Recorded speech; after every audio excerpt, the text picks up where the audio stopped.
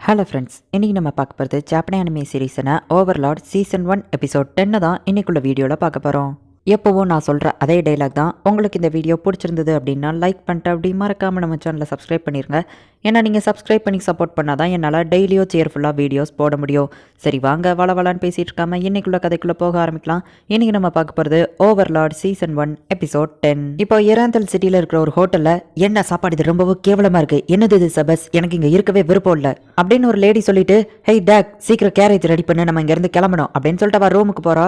Please ladies and gentleman, நீங்கள் உங்கள் சாப்பாடை கண்டினியூ பண்ணுங்க அப்படின்னு சொல்லிட்டு இப்போ சபஸ் ரூமுக்கு போகிறான். சார் என்னை மன்னிச்சிருங்க, நான் கொஞ்சம் ஓவர் பெர்ஃபார்மன்ஸ் பண்ணிட்டேன்னு நினைக்கிறேன் அப்படின்னு சொல்லிட்டு அந்த பொண்ணு நம்ம சபஸ் கிட்ட மன்னிப்பு கேட்குறா.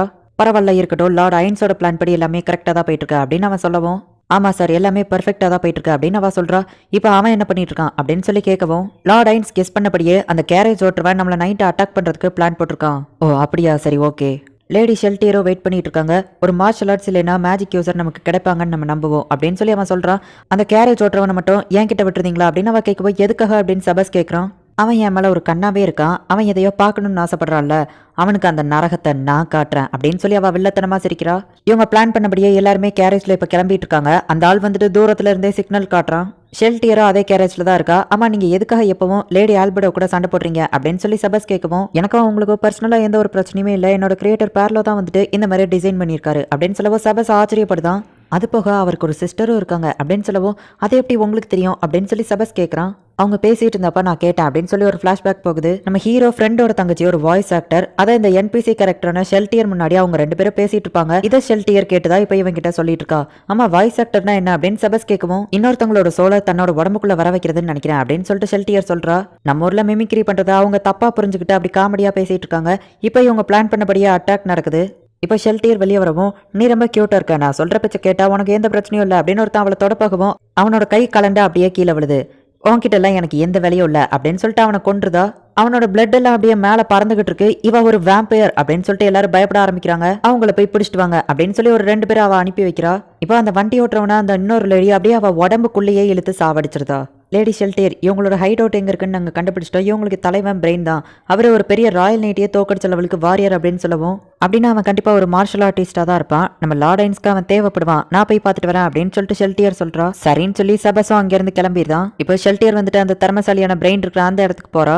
அந்த பிரெயின் அப்படிங்கிறவன் அவனோட ஸ்வாடை தொலைச்சிட்டு இருக்கான். ஏதோ ஒரு சவுண்ட் கேட்கவும், ஆளுங்க வந்துட்டாங்கன்னு நினைக்கிறேன் அப்படின்னு சொல்லிட்டு போய் பார்த்தா ஒரு 2 பொண்ணுங்க எல்லாரையும் அடிச்சு கொண்டுட்டு இருக்காங்க. அப்படிங்கவும், கவலையை விடு நான் பாத்துக்கிறேன் அப்படின்னு சொல்லிட்டு பிரெயின் போறான். இப்போ ஷெல்டியர் அங்க இருக்கிற ஆளுங்களெல்லாம் வெட்டி அவங்களோட பிளட்டை கலெக்ட் பண்ணிக்கிட்டே வந்துட்டு இருக்கா. அப்ப பிரெயின் வந்துட்டு அவ கூட இருக்கிற ஒரு பொண்ணை வந்து வெட்டுறான்.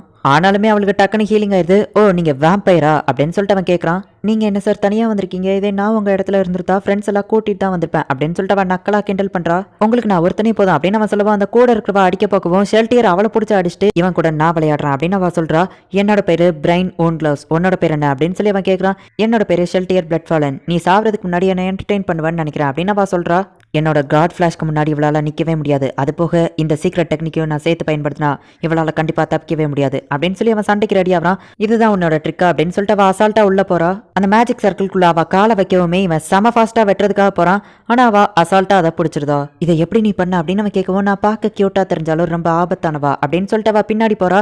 உன்னோட வேற ட்ரிக் ஏதாச்சும் இருந்தா காட்டு அப்படின்னு அவ சொல்றா. என்னோட பெஸ்ட் ட்ரிக்கே அதான், ஆனா நான் விட்டு கொடுக்க போறது இல்ல அப்படின்னு சொல்லிட்டு அவன் மனசுக்குள்ள நினைச்சிட்டு இப்ப போயிட்டு அவளை அட்டாக் பண்றான். அவ கண்ணை மூடிக்கிட்டே அதை எல்லாத்தையும் அசால்ட்டா தடுத்துட்டு இருக்கா. என்னப்பா அதுக்குள்ள டயர்ட் ஆயிட்டியா, நீ சண்டை போட உன்னோட ஸ்ட்ரென்த் எல்லாம் அதிகமாகும் நான் எதிர்பார்த்தேன், நீ ரொம்ப வீக்கா இருக்க அப்படின்னு அவ சொல்லவும் அவன் அப்படியே பயப்பட ஆரம்பிக்கிறான். ஹே உனக்கு மார்ஷல் ஆர்ட்ஸ் தெரியுங்கிறதுனால என்னோட மாஸ்டருக்கு நீ யூஸ்ஃபுல்லா இருப்பேன்னு நினைக்கிறேன் அப்படின்னு அவ சொல்லவும் இவன் பயந்து ஓட ஆரம்பிக்கிறான். ஹே என்ன தொட்டு பிடிச்சு விளையாடணும்னு ஆசைப்படுறியா, நானும் ரெடி தான் அப்படின்னு சொல்லிட்டு அவளோட பிளட் அவ்வளோத்தையும் இப்போ உறிஞ்செடுத்துட்டு ஒரு பெரிய மான்ஸ்டரா மாறுதா. யார் வந்தாலும் அட்டாக் பண்ண ரெடியா இருங்க அப்படின்னு சொல்லிட்டு அந்த ஆளுங்கெல்லாம் அட்டாக் பண்ண ரெடியா இருக்காங்க. பிரெயின் ஓடி வந்துட்டு இருக்கான். பிரெயின் உனக்கு என்னாச்சு அப்படின்னு சொல்லி அவங்க கேட்கறாங்க. அவன் பாட்டு ஓடிக்கிட்டே இருக்கான். பார்த்தா இங்க அவ ஒரு மான்ஸ்டராவே மாறி வந்துட்டு இருக்கா. எல்லாரும் வந்துட்டு அவளை அட்டாக் பண்றாங்க. ஆனா அவளுக்கு எதுவுமே ஆகல. சீக்கிரம் எல்லாரும் அட்டாக் பண்ணுங்க அப்படின்னு ஒருத்தர் சொல்றான். எல்லாரும் அட்டாக் பண்றாங்க, ஆனா அவளுக்கு எதுவுமே ஆகல.